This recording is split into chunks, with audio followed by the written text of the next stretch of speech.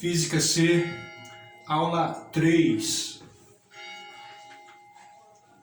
Essa aula é o seguinte: quando nós temos uma bateria,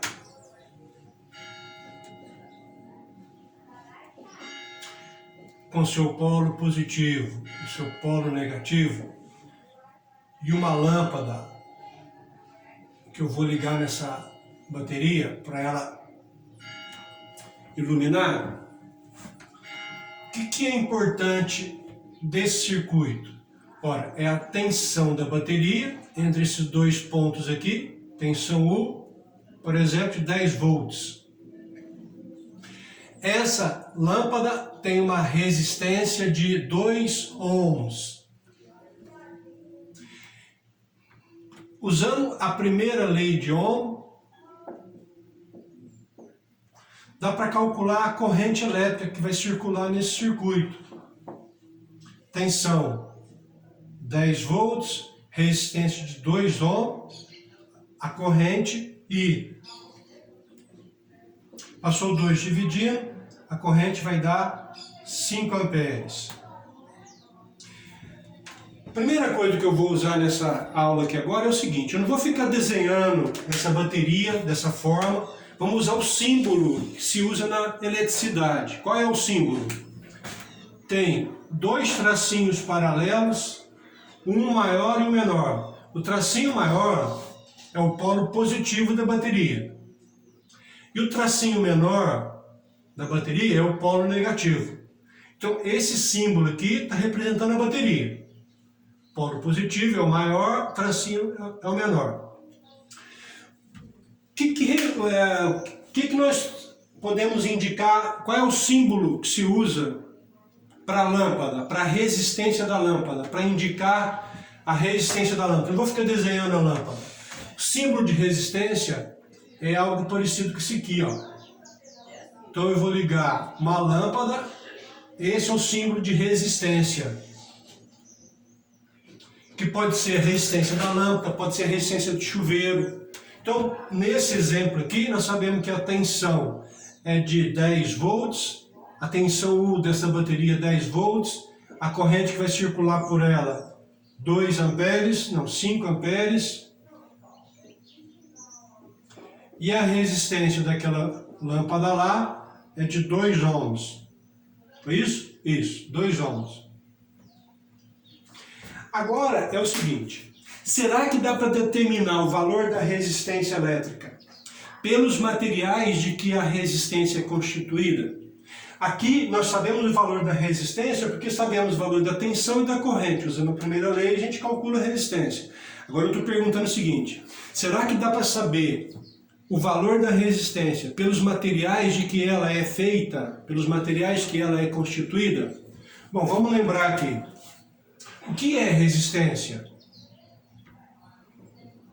Resistência é uma oposição que os materiais impõem à passagem da corrente. É uma dificuldade que os elétrons têm, os elétrons da corrente elétrica, é uma dificuldade que os elétrons têm de atravessar o material. Então tem material que ele é assim, ó, tem os átomos muito fechados entre si, e o elétron tem que atravessar esse emaranhado de átomos.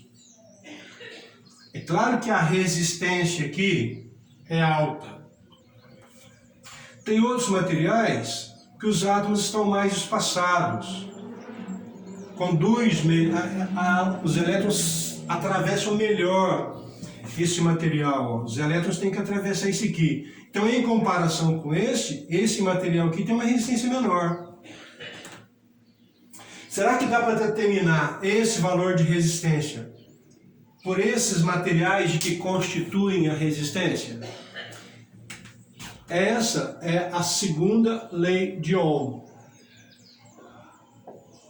É calcular o valor da resistência de acordo com os materiais de que ela é feita. Primeira coisa, o comprimento da resistência. Eu tenho uma resistência com esse comprimento, L, e outro material com esse comprimento aqui. E os dois possuem a mesma distribuição de átomos. Para eu comparar os comprimentos, eu vou supor que eles possuem a mesma distribuição de átomos. Aonde a resistência é maior?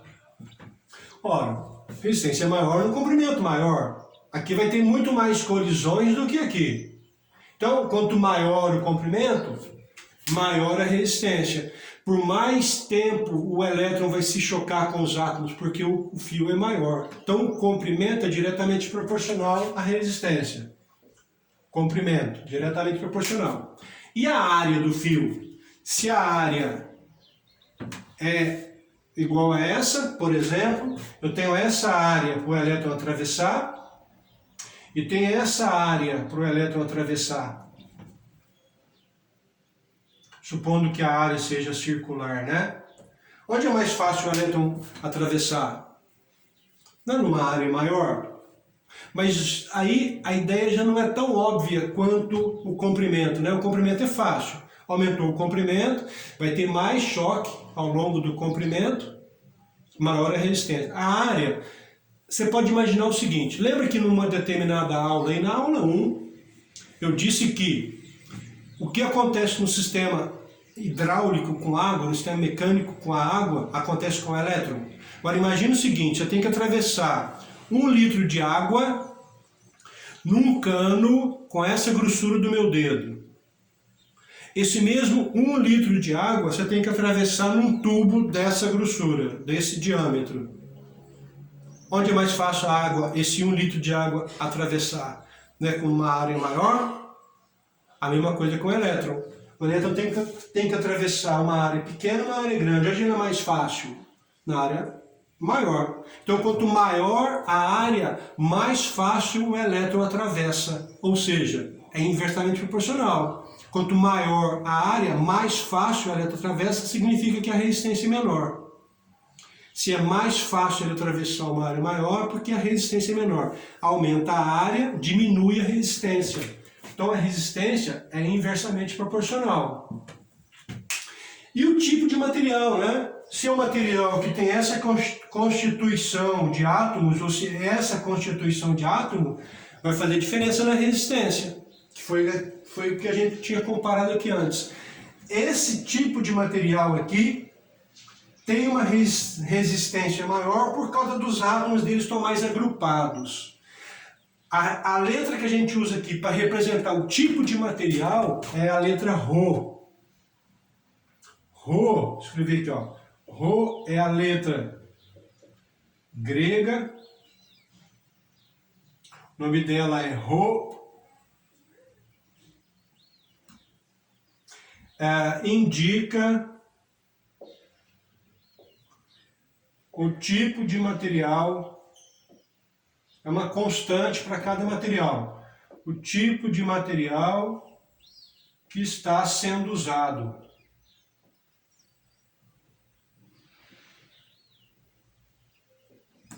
O nome desse Rho aqui é resistividade.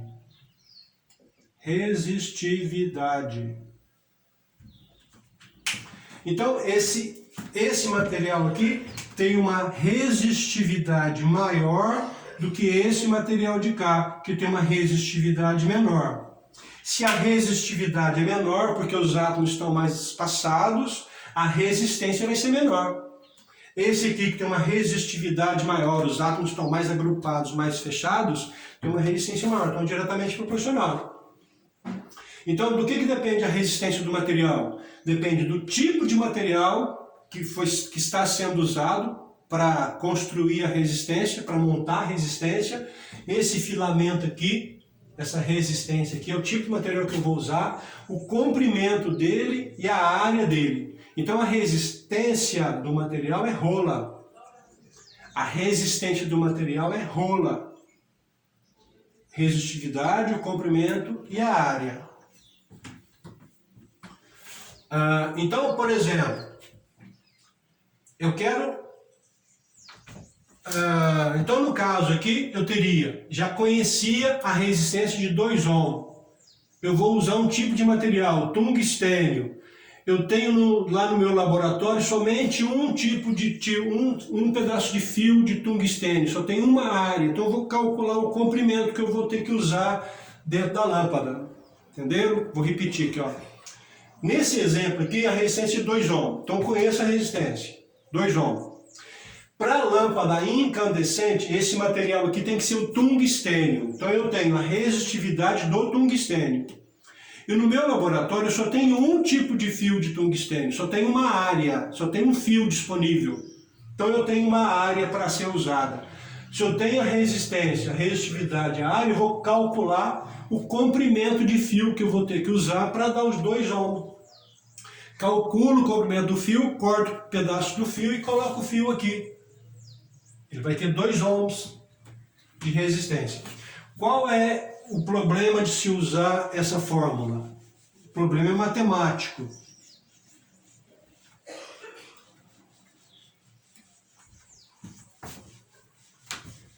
O problema é matemático. Geralmente o problema está nessa área.